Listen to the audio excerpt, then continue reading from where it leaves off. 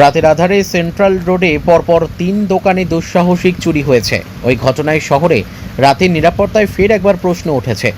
চোরের দল হানা দিয়ে বিভিন্ন মূল্যবান সামগ্রী সহ নগদ ৭৬,০০০ টাকা নিয়ে পালিয়েছে। ঘটনার বিবরণে এক দোকান মালিক জানিয়েছেন, সেন্ট্রাল রোডে তার মুদিখানার দোকান ছিল।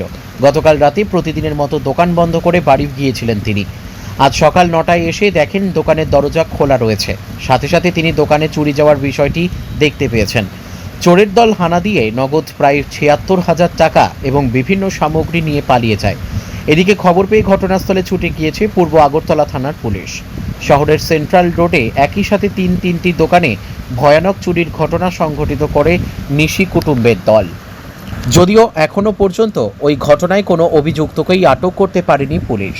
সকালে যে সময় দোকান খুলি সোয়া 10টার দিকে, ওই সময় দেখা গেছে যে কলপসের ওইটা ভাঙ্গা, তালা ভাঙ্গা, আর এই গেট যেটা আছে, এই প্লাইউডের গেটটা, এটা মনে হয় লক ভেঙে দিছে আর কি। তখন আয় ভিতরে দেখলাম যে এইসব উলট পলট আছে, প্যাকেটগুলো আছে বা পুরা আওলানো আছে জায়গাটা।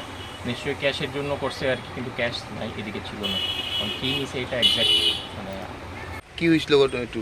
আমি সকাল 9টায় দোকানে খুলি, খোলার পর দেখি সব লন্ডভন্ড। আমি আর কিছু ধরি নাই, লগে লগে আমি থানায় গেলাম, পূর্ব থানায় ইয়াতে ওই আউটপোস্টে গেলাম।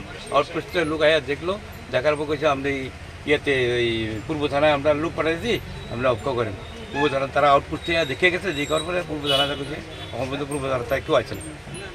Bureau report, news daily Bharat.